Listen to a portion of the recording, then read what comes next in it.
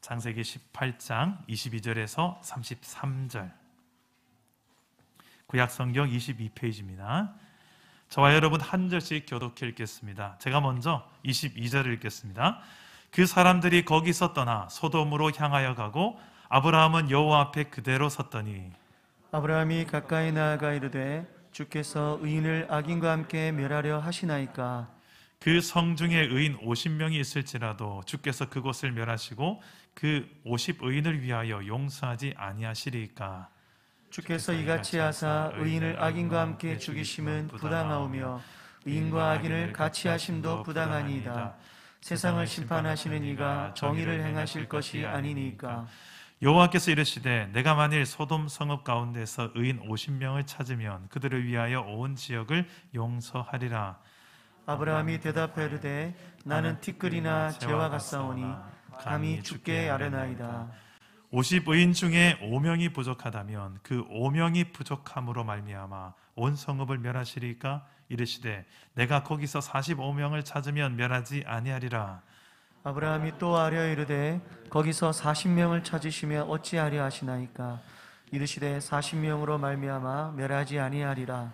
아브라함이 이르되 내 주여 노하지 마시옵고 말씀하게 하옵소서. 거기서 30명을 찾으시면 어찌하려 하시나이까. 이르시되 내가 거기서 30명을 찾으면 그리하지 아니하리라. 아브라함이 또 이르되 내가 감히 주의 주께 아뢰나이다. 거기서 20명을 찾으시면 어찌하려 하시나이까. 이르시되 내가 20명으로 말미암아 그리하지 아니하리라. 아브라함이 또 이르되 주는 노하지 마옵소서. 내가 이번만 더 아뢰리이다. 거기서 10명을 찾으시면 어찌하려 하시나이까. 이르시되 내가 10명으로 말미암아 멸하지 아니하리라. 여호와께서 아브라함과 말씀을 마치시고 가시니 아브라함도 자기 곳으로 돌아갔더라. 아멘. 네, 오늘도 말씀으로 찾아오시는 주님 만나기를 축복합니다. 저는 1년에 한 번씩 이렇게 휴가를 가죠. 휴가를 가면 가족들과 함께 펜션 숙박을 합니다. 근데 펜션을 이렇게 잡을 때 가격 흥정을 제가 좀 하는 편입니다. 펜션 사장님하고 전화를 하죠. 제가 웬만한 또 이렇게 이 정도 되면 어느 정도 가격이겠다 알고 가격을 좀 이렇게 낮춰서 부릅니다. 이렇게 좀 해주시지요. 그러면 조금 더 올려서 해주셔요, 보통. 그래서 제가 부르는 가격과 사장님 부르는 가격에 중간쯤 맞춰주더라고요. 이렇게 많이 깎아주시니 고맙구나. 그렇게 해서 그 장면을 근데 어느 날 제 아이들이 옆에서 보고 있었습니다. 저희 집 아이들 이제 초등학교 6학년, 5학년. 이 아이들이 보더니 저보고 이럽니다. 아빠, 나빠. 아빠, 그러지 마. 제가 아이들에게 이야기합니다. 아니야, 사람들 다 이렇게 가격 흥정해. 안 돼. 저 사람들 얼마나 힘들게 했어, 아빠. 그 순간 저는 아주 나쁜 사람이 된 것 같아요. 여러분 어떻습니까? 여러분들은 이런 흥정을 좀 잘 하시는 편입니까? 조심하십시오. 순수한 아이들 앞에서 이런 흥정을 하다가 저처럼 이런 평가를 받습니다.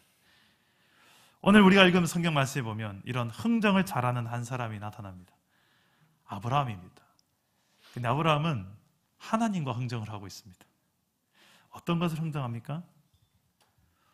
돈 이야기를 하지 않고 아브라함은 지금 하나님이 심판하시려고 하는 땅, 소돔과 고모라 땅을 심판하지 않도록 흥정하고 있습니다. 그 땅을 용서하도록 흥정하고 있습니다. 어떻게 해서든 하나님의 심판을 막아보려고 흥정하고 있습니다. 이 소돔과 고모라 지역은 아주 풍요로운 땅이에요.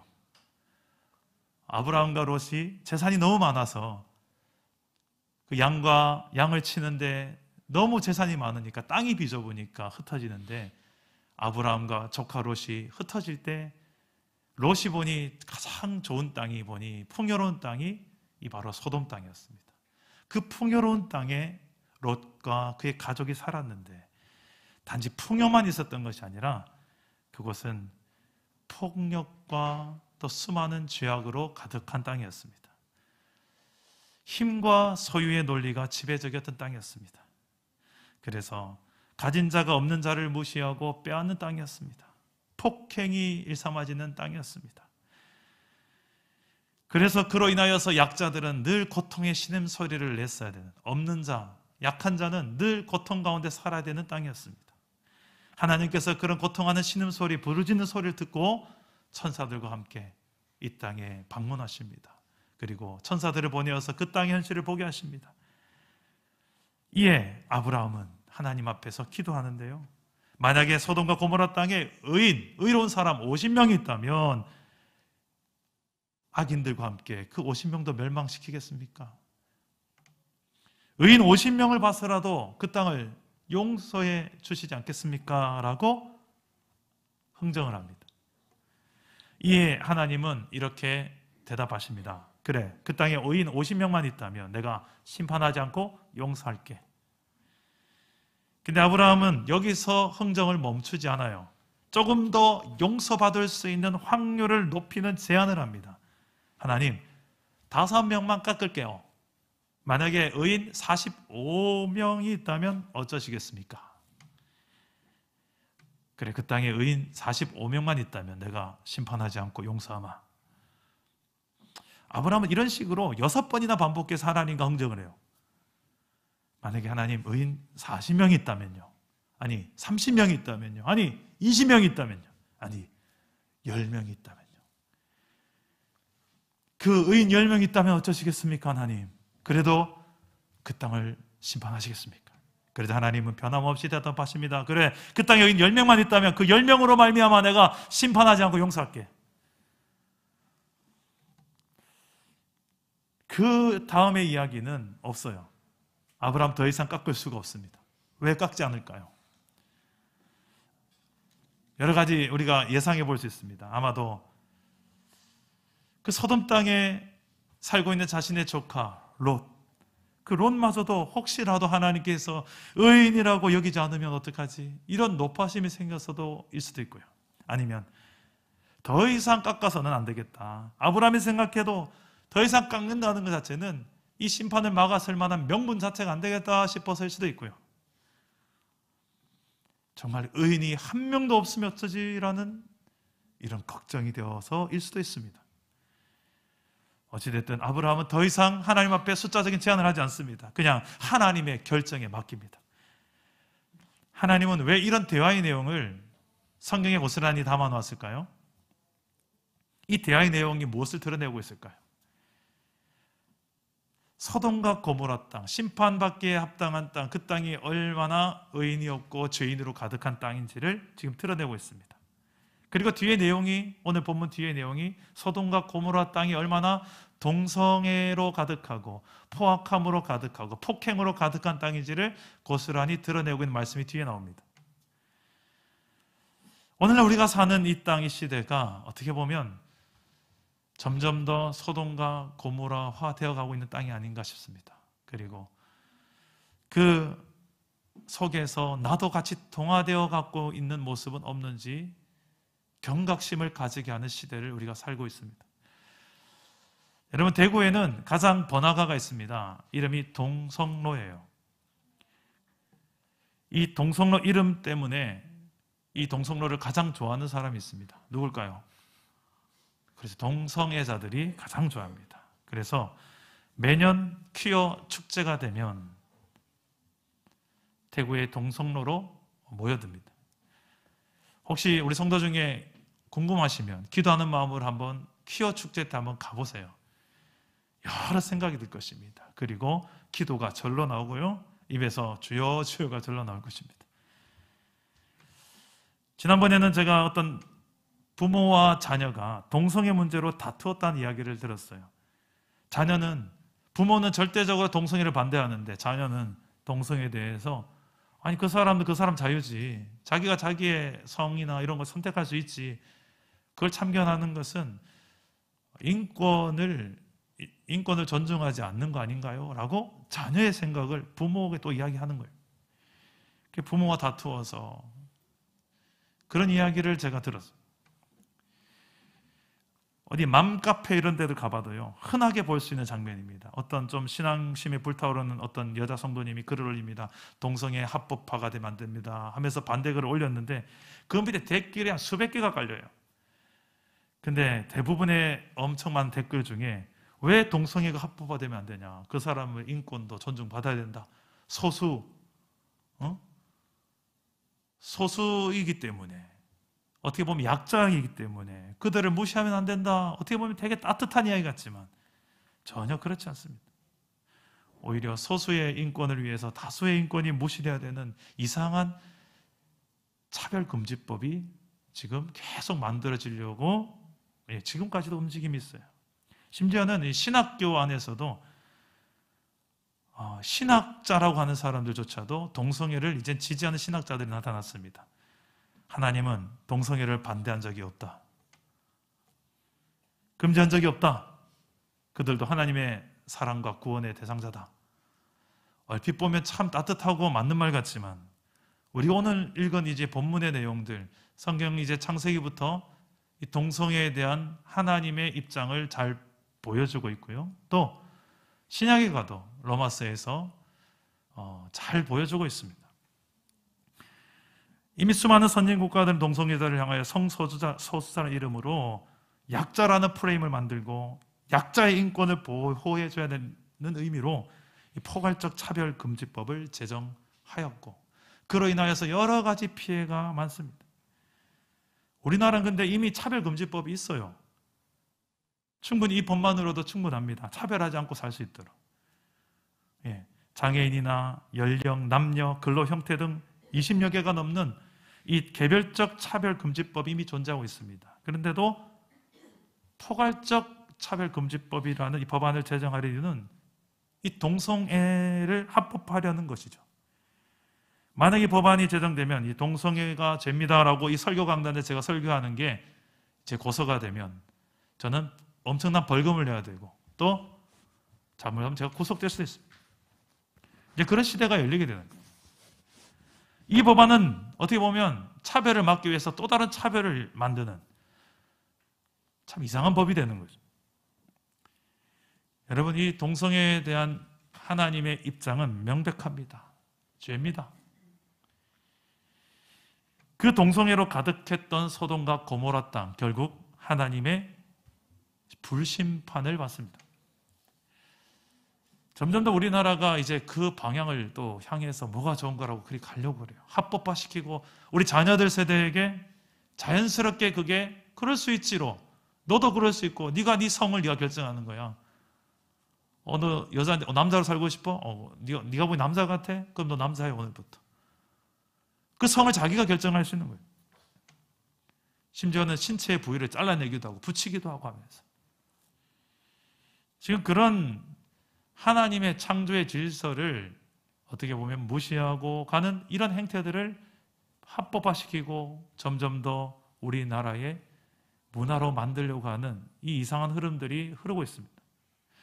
이런 시대 속에서 우리는 솔직히 아직 피부로 안 닿았고 접촉한 적이 없기 때문에 그런 세상이 있나 이럴지도 모르겠지만 여러분, 갈수록 더 심각해지고 있습니다. 이런 시대 속에 거룩한 하나님 나라 백성은 우리가 어떻게 살아야 될까요?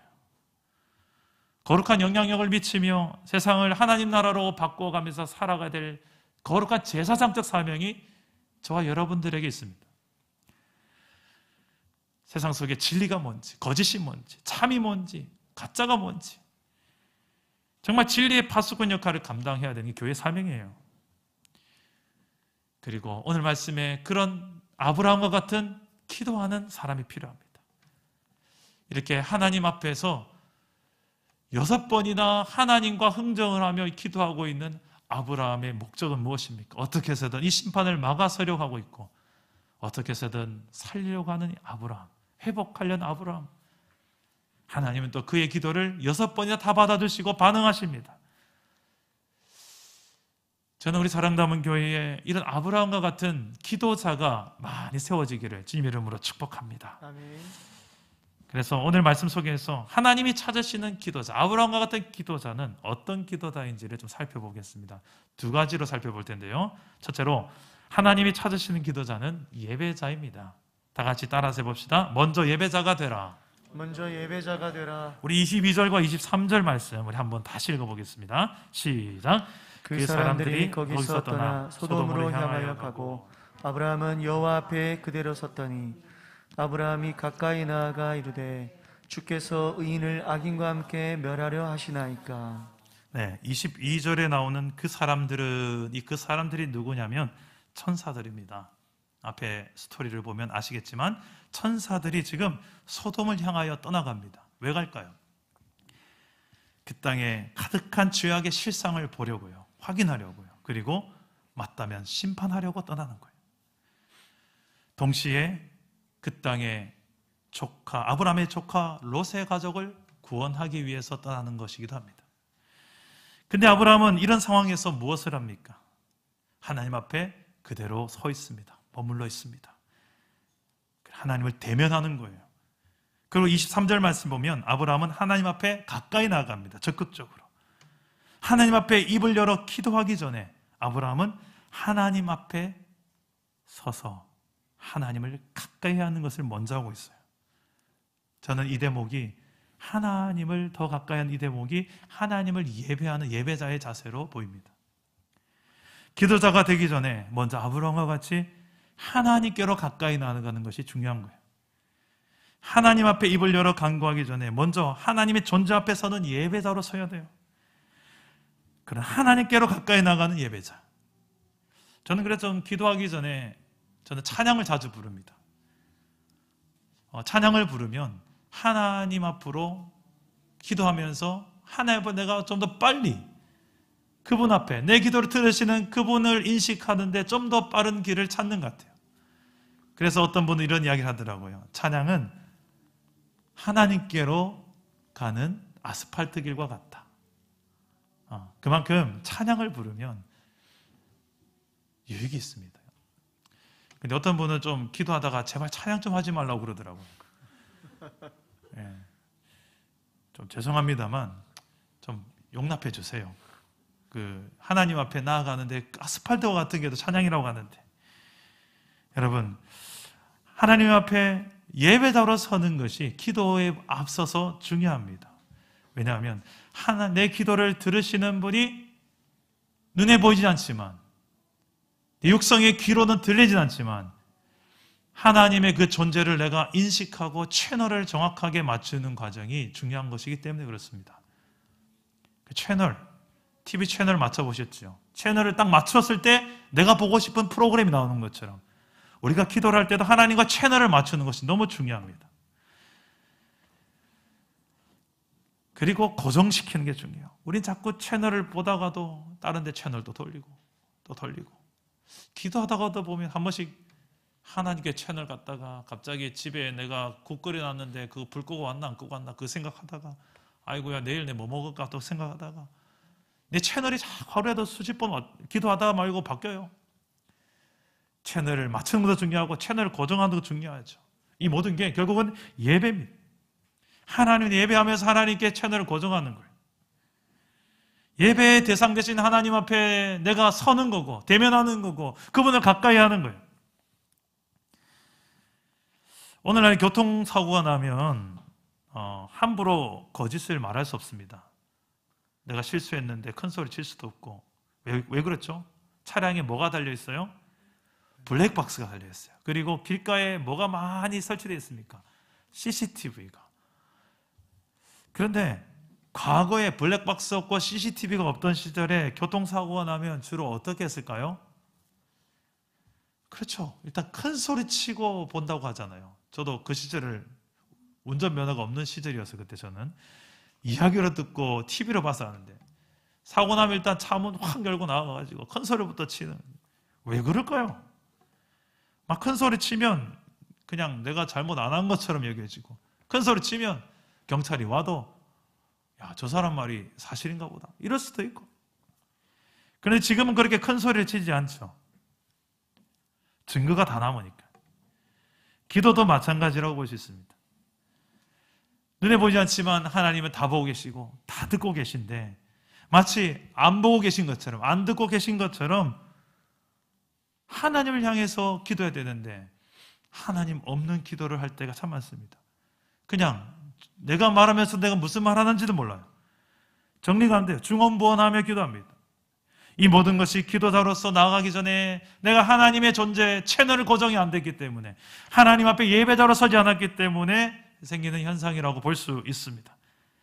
하나님을 하나님으로 인정하며 눈에 보이지 않지만 실존하시고 이곳에 계시며 내 기도를 실제로 들으시는 그 하나님을 내가 먼저 정확하게 채널을 잡는 것이 중요해요. 그분 앞에 가까이 나가는 예배자로 서는 시간을 가질 필요가 있습니다. 자, 그리고 하나님 앞에 가까이 나가는 자 아브라함의 태도를 보면 어떤 태도로 기도하는지 27절 말씀에 아브라함의 예배자의 태도가 나옵니다. 우리 27절 말씀을 다 같이 한번 읽어보겠습니다. 시작. 아브라함이 대답하여 이르되 나는 티끌이나 재와 같사오나 감히 주께 아뢰나이다. 자, 자신을 어떤 존재로 이야기합니까? 티끌과 재와 같은 보잘것없는 존재로. 이게 뭐냐면 경배예요. 이게 바로 또한 예배자의 고백이에요. 나를 낮추고 하나님을 높이는 거, 이게 경배죠. 아브라함은 지금 하나님을 경배하며 아브라함은 하나님을 높이고 자신을 낮추고 있는 중입니다. 그러면서 감히 주께 아뢰입니다. 30절 말씀을 보면 아브라함이 이르되 내 주여 노하지 마시옵고 말씀하옵소서. 31절 말씀에도 보면 아브라함이 또 이르되 내가 감히 내 주께 아뢰입니다. 32절 말씀에도 보면 아브라함이 또 이르되 주는 노하지 마옵소서. 내가 이번만 더 말. 지금 아브라함의 자세가 어떤 자세로 막 하나님을 함부로 하고 하나님을 가볍게 보고 우습게 보고 막 가격 깎고 막 이런 분위기예요? 아니면 어떻게 해서든 자신을 하나님 앞에 낮추며 하나님을 높이는 자세로 나아가고 있습니까? 하나님을 경외하는 자세로 나아가고 있죠. 하나님을 두려워할 줄 아는 자세로 나아가고 있는 거예요. 그 자세가 무엇이냐? 이 예배자의 모습이죠. 그래서 이런 아브라함을 향하여 이사야 41장에 보면 이렇게 하나님은 아브라함을 평가합니다. 나의 벗, 나의 친구 아브라함이라고. 그렇게 하나님을 가까이 하며 기도하는 결과가 뭘까요? 하나님을 알게 됩니다. 그냥 지식으로만 아는 것이 아니라 전인격적인 만남을 통해서 알게 됩니다.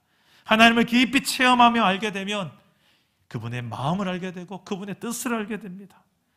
기도는 하나님을 만나서 하나님의 뜻과 마음을 이제 알게 되고 그리고 그 뜻과 마음을 나의 뜻으로 삼게 되는 그것을 맞춰가는 과정이 기도라고 할 수 있습니다. 하나님이 관심 가진 게 있어요. 지금 이 코로나 시대에도 하나님의 관심사가 있어요. 그 관심사가 나와 무관한 것이 아니라 나의 관심사가 되어지는 하나로 맞춰져 가는 과정이 기도라고 할 수 있습니다. 기도해야 알아요. 기도 안 하면 하나님이 지금 뭘 관심 가지고 있는지를 우리가 알 수가 없습니다.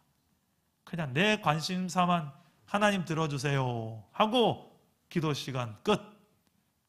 내 문제 해결해 주세요 하고 기도 끝. 그거는 어떻게 보면 반쪽짜리 기도라고 할 수 있습니다. 진짜 온전한 기도는 나의 뜻만 하나님 앞에 실컷 말하다가 하는 기도가 아니라 여기에 대한 하나님의 뜻은 무엇입니까? 그래서 우리는 기도자가 되기 전에 먼저 예배자가 되어야 합니다. 우리 다 같이 한번 따라해 봅시다. 기도자가 되기 전에 먼저 예배자가 그럴 되자. 수 있기를 주님의 이름으로 축복합니다. 아멘. 둘째로 하나님이 찾으시는 기도자는 먼저 그 나라를 구하는 사람이에요. 그리고 그분이 인정하는 의를 구하는 기도자예요. 다 같이 따라해 봅시다. 먼저 그 나라와 의를 구하라. 먼저 그 나라와 의를 구하라. 우리 23절 말씀 다 같이 한번 읽어봅시다. 시작. 아브라함이 가까이 나아가 이르되 주께서 의인을 악인과 함께 멸하려 하시나이까. 자, 예수님도 이렇게 말씀하셨어요. 먼저 그 나라와 의를 구하라고. 그리하면 이 모든 것을 너에게 더할 것이라고. 우리가 예수 믿는 자들, 하나님 백성된 우리가 기도할 때에 먹고 입고 마시는 거 구하기 전에 먼저 구해야 될 게 있다. 그게 뭐냐? 그게 나라. 하나님 나라래요. 도대체 하나님 나라를 구한다는 게 뭔 말이요? 에? 그냥 천국 다 가게 해주세요. 이 말인가요?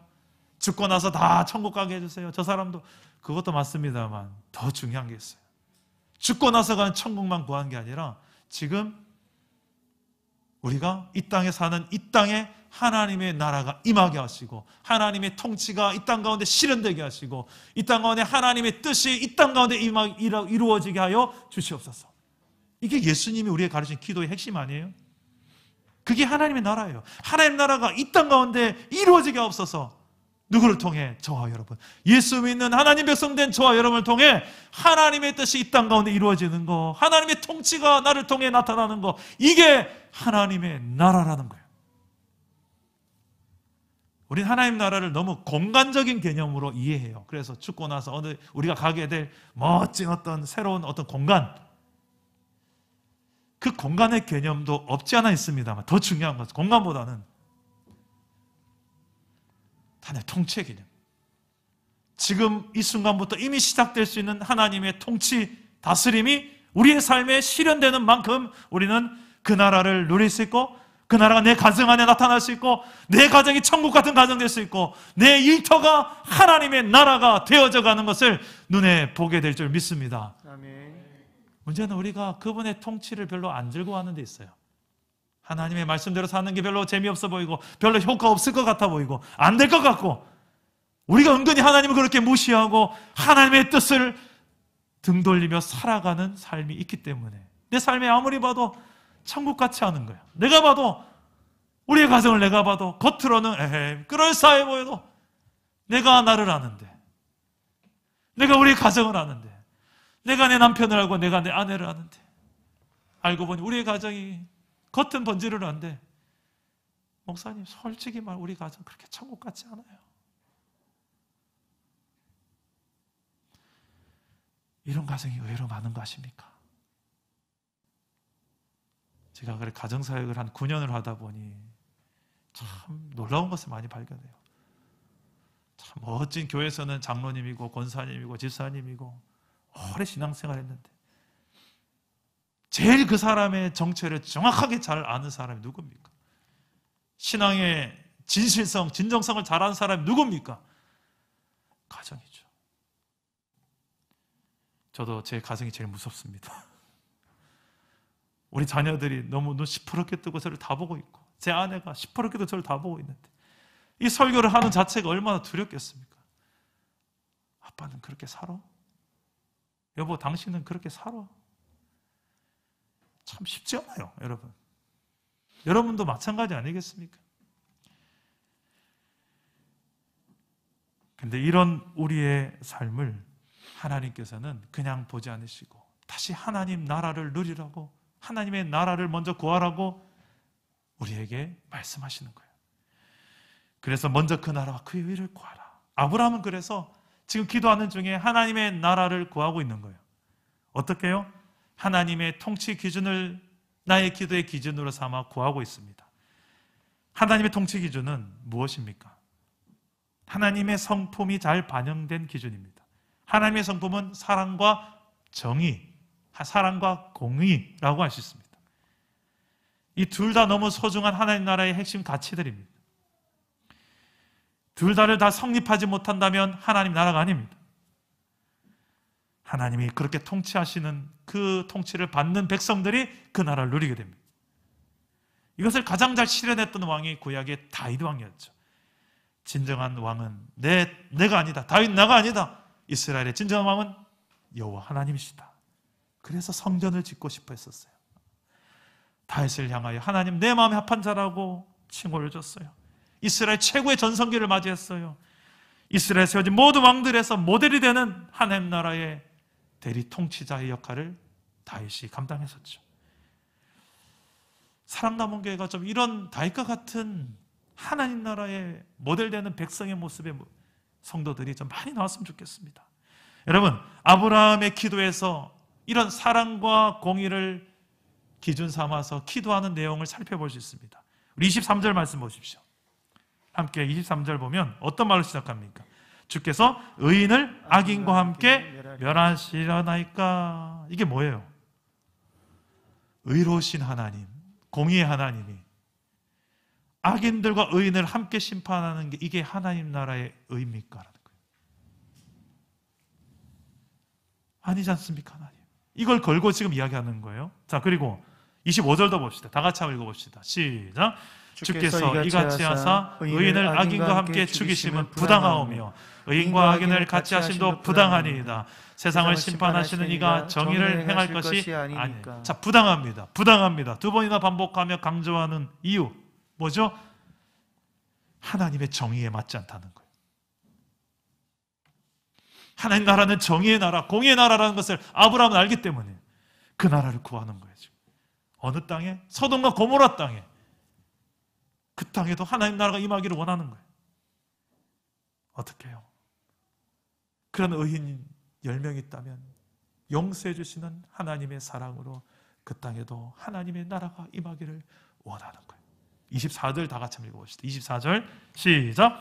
그 성중에 의인 50명이 있을지라도 주께서 그곳을 멸하시고 그 50의인을 위하여 용서하지 아니하시리까. 자, 무슨 기도예요 이건? 50명을 봤으라도 그 성을 용서해 주는 게 하나님 나라 아니겠습니까? 하나님의 사랑 아니겠습니까? 하나님 은혜와 긍휼을 하심이 무궁하신 분이 이렇게 하시는 나라가 하나님 나라가 아니겠습니까? 라는 거예요. 지금 이렇게 아브라함은 하나님의 공의와 하나님의 사랑을 걸고 하나님과 흥정을 하며 기도를 하는 거예요.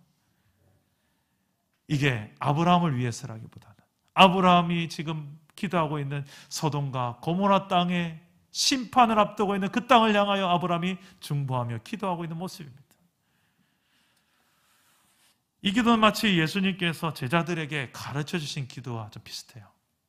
우리가 우리에게 죄 지은 자를 사해 준 것 같이 우리 죄를 사해 주옵시고, 우리의 죄를 사해 달라고 할 때 그냥 사해 달라고 하지 않고 뭐라고 앞에 전제가 있습니까? 우리가 우리에게 죄 지은 자를 사해 준 것 같이 우리가 서로를 용서하고 서로의 죄를 사해 주는 것 같이 용서를 통해서 우리가 현재형 하나님의 나라를 경험할 수 있습니다. 목사님, 저 사람이 나에게 잘못했는데 저 사람이 나에게 용서를 구해야 내가 용서하죠. 뭔 용서를 잘못한지도 모르는 사람인데 내가 뭐하러 저 사람 용서해요? 그게 하나님 나라예요? 난 더 열받고 더 상처만 쌓일 것 같은데, 그리고 용서할 자신도 없어요. 네, 충분히 이해합니다. 그럴 수 있죠. 나한테 상처 준 사람 똑같이 아니 몇 배를 더 갚아줘도 속이 안 풀리죠. 그게 솔직한 우리의 수준이죠. 그런데 예수님께서는 70번씩 7번이라도 용서하라는 말씀으로 원수까지도 사랑하라고. 왜? 네가 그 사랑을 받았고 네가 그 용서를 받았기 때문에. 누구한테? 하나님께. 너는 의롭다고 생각하니? 네가 아직 용서 못한다는 그 인간보다 네가 몇백 배 더 죄인인지는 모르니? 너도 나 앞에서 그 용서 받은 줄 모르니? 그 용서를 받은 것이 네가 정말 인정된다면 그분의 은혜와 사랑에 힘입어 너도 용서할 수 있다는 게 예수님의 논리입니다. 그래서 우리가 우리에게 죄 지은 자를 사해 준 것 같이 우리 죄를 사해 주옵시고 이렇게 기도하라고 가르치시는 거예요. 혹시 여러분 아직 용서하지 못해서 내 삶에 용서해야 될 대상이 있는데 용서하지 못해서 내가 하나님의 나라를 누리지 못하는 성도님이 있습니까? 내 삶에 상처를 준 그 사람, 내 삶에 결핍을 안겨준 그 사람, 아직도 내 마음에 해결되지 않은 상처로 힘겨워하는 성도 있습니까? 용서할 수 있기를 축복합니다. 여러분, 우울증이 왜 생길까요? 심리학자들은 우울증이라는 것이 상실 후에 생기는 명백한 죄책감 때문이라고 이야기하더라고요. 상실에 대한 분노, 무력감, 뭐 이런 것들, 그로 인한 적개심, 자기를 향한 또 적개심, 또 타인을 향한 적개심, 이런 것들이 상실감, 무언가가 환경으로 인하여 타인으로 인하여 상실된 거예요. 여러분, 이런 상실감을 어떻게 극복할 수 있을까요? 세상의 방식으로 극복하려면 상실된 그곳에 술을 넣어요. 술을 넣으면 맨정신으로 안 살게 되니까 상실 자체를 내가 못 느낄 것 같아서 그냥 술을 많이 넣으면 나 상실 안 됐어, 이렇게 살 수 있을 것 같으니까. 아니면 뭐 미친 듯이 중독되어서 뭔가를 하는 거예요. 일을 하는 거예요. 그러면 뭐 그런 상실이나 상처 이런 거 생각 자체를 안 할 것 같으니까 그러다 보니 또 중독되기도 하고, 심지어 세상의 어떤 쾌락에 막 더 짜릿한 걸 채우다 보면 상실감 자체가 느낄 겨를이 없겠지 싶어서 내가 즐기고 싶은 건 막 해버리는 거예요. 이 모든 것이 궁극적인 우리 안에 정신적인, 심리적인, 마음적인 질병을 해결하는 원인이 될 수 없습니다. 오직 진정한 우리의 만족되는 하나님만으로 채워질 수 있는 줄 믿으시기를 바랍니다. 아멘. 왜냐하면 하나님은 우리가 상상할 수 없을 정도로의 크기의 사랑과 그리고 용서와 정의로 지금도 우리를 다스리기를 원하시기 때문에 우리의 왕, 우리가 믿는 우리의 주인 주 예수 그리스도는 사랑과 정의의 메시아가 되기 때문입니다. 그 하나님의 사랑과 공의의 통치가 예수 그리스도를 통하여 이 땅 가운데 임했고 예수님을 믿는 자마다 하나님의 통치를 받는 삶을 살게 됩니다. 그래서 예수 믿기 전 before, after가 달라야 돼요. 뭐가요? 그전에는 내 방식, 내 기준, 세상 기준, 대세의 기준 따랐던 사람이었다면 예수를 믿고 나면 기준이 어디에 맞추나? 왕이신 하나님의 통치니까 그분의 통치 기준에 맞춰 살기 시작해요. 그분의 말씀의 기준대로 살기 시작해요. 그렇게 살다 보니 하나님 나라가 임하는 거, 천국 같은 삶이 내 삶에 시작되는 거예요. 그래서 주변 사람들이 묻는 거예요. 닌 도대체 왜 그래 행복하니? 내가 보면 네가 그렇게 웃을 만한 일이 별로 아닌 것 같은데 돈이 있니? 네가 생긴 게 나보다 잘생겼니? 자녀가 뭐 특별히 잘 됐니? 근데 뭐 그렇게 행복하니? 이유가 있죠. 눈에 보이진 않지만 나를 지금 통치하고 다스려 주신 나의 주인, 나의 왕, 그분이 지금 내 안에 계시고 나를 통치하시고 우리의 가정을 이렇게 딱 통치하시니까 우리의 가정이 의와 평강과 희락으로 넘치는 하나님의 나라가 되더라는 거예요. 아브라함은 지금 죄악과 상처, 고통으로 가득 찬 이 소돔과 고모라 땅에 하나님이 상실된 그 땅에 하나님의 통치가 상실된 그 땅이기 때문에 하나님의 공의와 사랑을 걸고 그리고 용서를 걸고 기도하고 있어요. 다시금 그 땅 가운데 그 의인 10명이라도 하나님 그 사람을 통하여서라도 그 땅이 회복될 수 있는 하나님 나라가 되어질 수 있는 가능성도 있기 때문에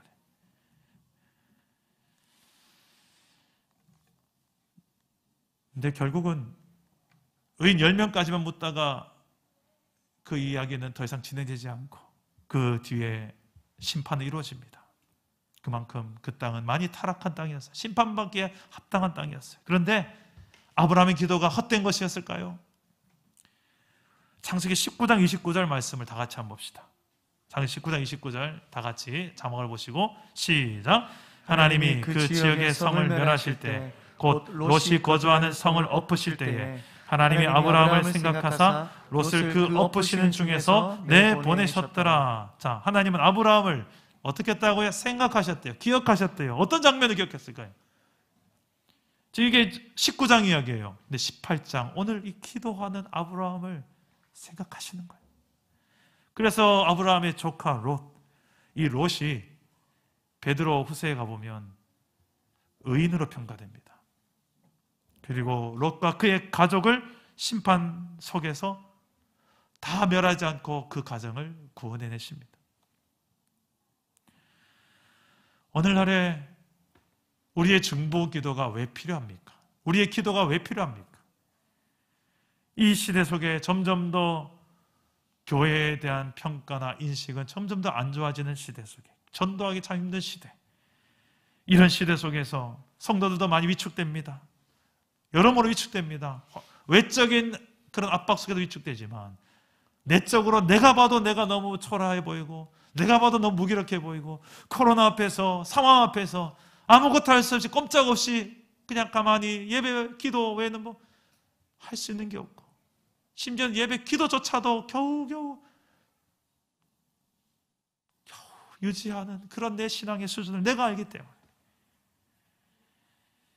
그런데 이런 시대 속에 정말 하나님께서 우리를 또한 교회로 부르셨고 지금도 우리 안에 기대하는 것이 있다면 저는 아브라함과 같은 기도하는 한 사람으로 나아가는 것을 기대하고 계시리라 믿습니다. 아멘.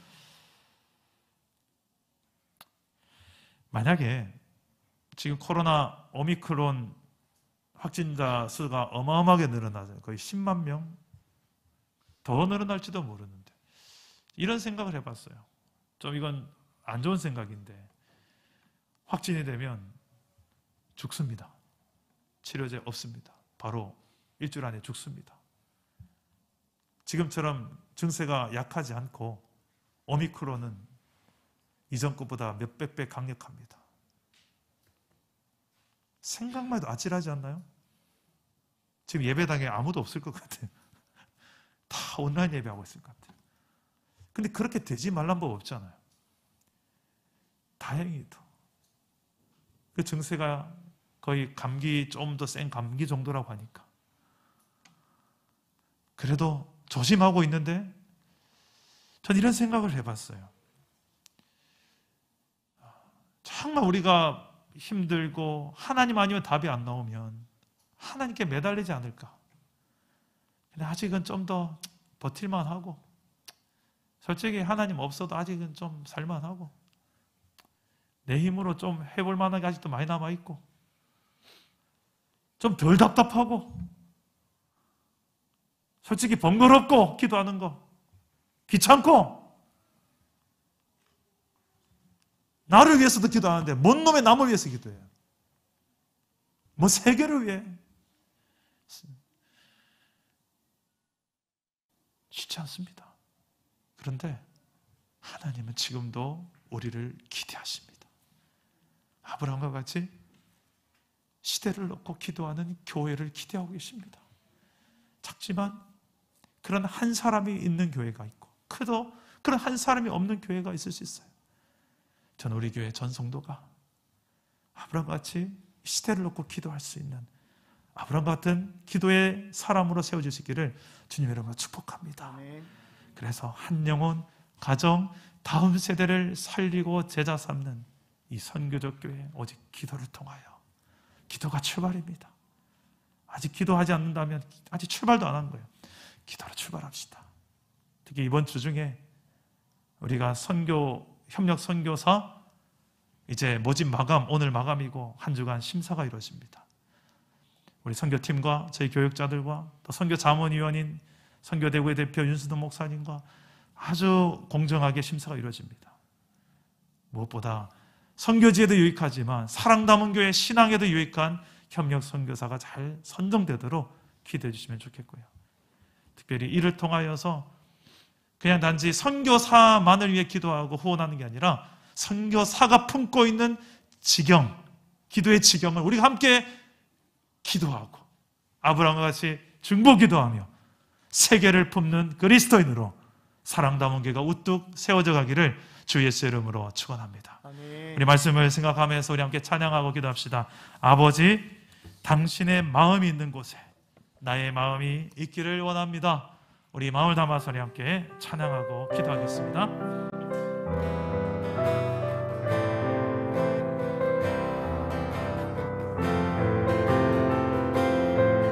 아버지, 당신의 마음, 아버지, 당신의 마음이 있는 곳에 나의 마음이 있기를 원해요.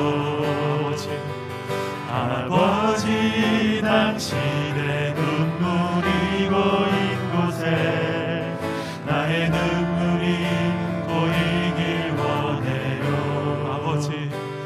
아버지, 당신이 바라보는 영혼에게 나의 두 눈이 향하길 원해요.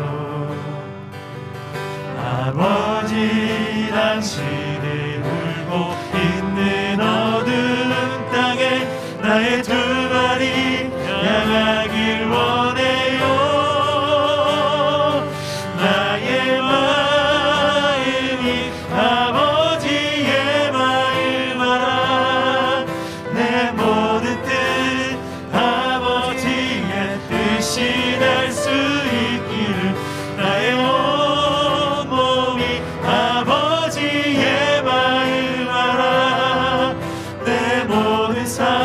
당신의 삶 되기를. 한 번 더 고백합시다. 아버지 당신의 마음이 있는 곳에 나의 마음이 있기를 원해요.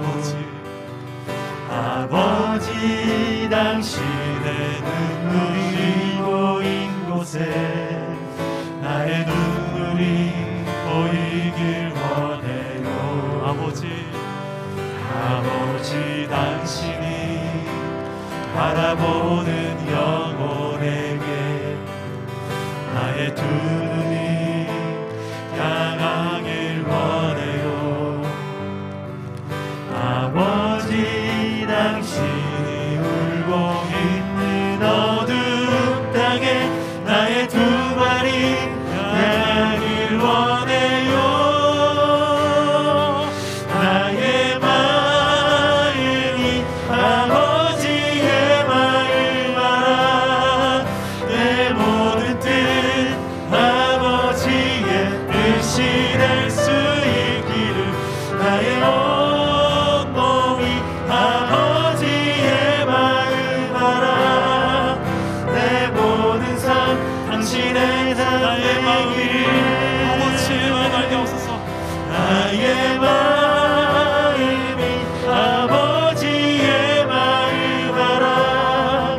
내 모든 뜻 아버지의 뜻이 될 수 있기를. 나의 온몸이 아버지의 마음 알아. 내 모든 삶 당신의 삶 되기를. 기도합시다.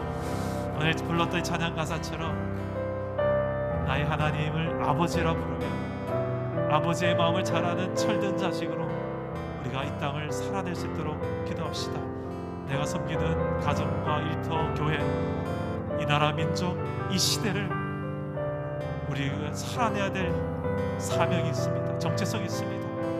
아브라함처럼 타락한 그 땅을 향하여 기도하라고 어떻게 해서든 살려내려고 6번이나 흥정을 해가며 하나님 살려주세요, 하나님 살려주세요, 하나님 살려주세요, 하나님 살려주세요, 하나님 살려주세요, 하나님 살려주세요 6번이나 반복하며 또 이야기하는 그 이유가 무엇입니까?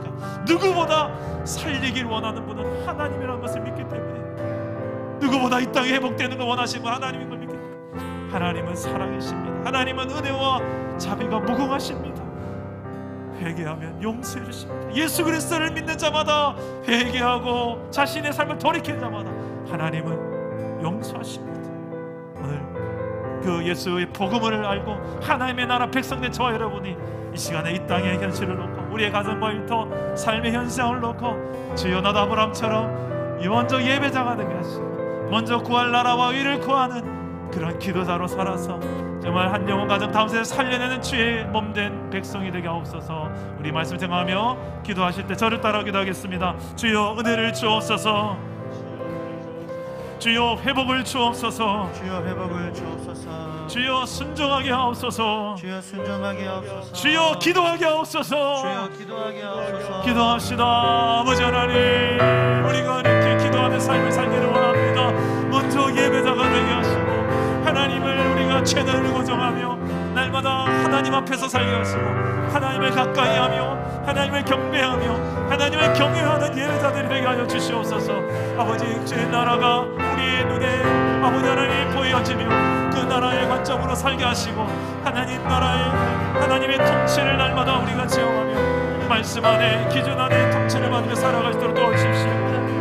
연약한 죄를 부족한 죄를 하나님 부르셨사오니 하나님의 나라의 백성다운 삶을 살아낼 수 있도록 성령의 문 눈앞게 해주시고 예루살렘과 온 유대와 사마리아 땅 끝까지 이르러 하나님 백성다운 삶으로 증인되게 하시고 아버지 하나님 모든 민족이 이 복을 받아 누릴 수 있도록 하나님 나라 백성 되어지는 그날을 볼 수 있도록 주의 열망이 하나님 나라 백성 되어지도록 저 이슬람권과 공산권과 아버지 하나님 모든 우상이 준비한 저 땅을 향하여 하나님 아버지께서 친히 우리를 사용하시고 아버지의 선대적 교회로 기름 부어주시며 하나님 모든 민족을 향하여 나아가는 교회 되게 하시고 특별히 앞에 있는 우리 협력 선교사들을 우리가 하나님 아버지의 마음으로 진심으로 협력하며 이들과 함께 동력하며 어떻게 하나님 열방을 품고 어떻게 하면 이 시대를 품고 어떻게 하면 이 세계를 품고 나아갈지 아버지 하나님의 아브라함 같은 그런 하나님 열국의 아비들이 되게 하시고 열방을 하나님 아버지의 나라로 만들어가는 이 시대의 아브라함들 되게 하시고 아브라함 같은 그런 교회가 되게 하여 주시옵소서. 우리의 가정이 이를 위하여 먼저 살아내야 될 책임이 있습니다. 우리의 가정이 하나님 나라 되게 하여 주시옵소서. 우리의 가정이 하나님 통치가 이루어지게 하여 주옵소서. 교만함 나 중심으로 만들어가는 아버지 하나님이 우리가 되지 말게 하시고 하나님이 친히 우리의 가정의 왕이 되어주시며 주의 말씀의 통치가 온전히 이루어지시도록 다스려 주십시오. 주님 역사하여 주시옵소서. 살아계신 하나님, 오늘날 소돔과 고모라가 멀리 있지 않은 것 같습니다. 내 삶에 들어와 있는 이 소돔과 고모라가 있음을 고백합니다. 세상과 타협하며 내 정체성을 잃어버리고 하나님 백성의 신분을 잃어버리고 하나님 백성의 사명을 잃어버린 채 세상과 별 다를 바 없이 살아가고 아니 세상에 섞여서 살아가는 우리의 모습들도 있습니다. 주님, 우리의 삶에 들어와 있는 소돔과 고모라가 있다면 주님, 주 예수 그리스도의 피로 정결하게 하시고 회개하게 하시고 돌이키는 은혜가 우리 가운데 있게 하여 주시옵소서. 그리고 하나님의 용서가 임하고 또한 우리가 나아가서 이 하나님의 용서와 긍휼이 필요한 영혼들을 향하여 중보기도 하며 기도하는 삶을 살게 하여 주옵소서. 또 먼저 예배자가 되어 날마다 하나님을 가까이 하게 하시고 날마다 하나님의 통치를 실현하며 그 하나님 나라를 확장해가는 하나님 나라를 구하는 삶을 살게 하여 주시옵소서. 앞에 있는 우리 협력 선교사 이제 모집이 오늘 마감됩니다. 하나님께서 간섭하여 주시고 하나님 나라 선교와 또 교회에 참을 유익한 아름다운 협력 선교가 이루어지도록 도와주시옵소서.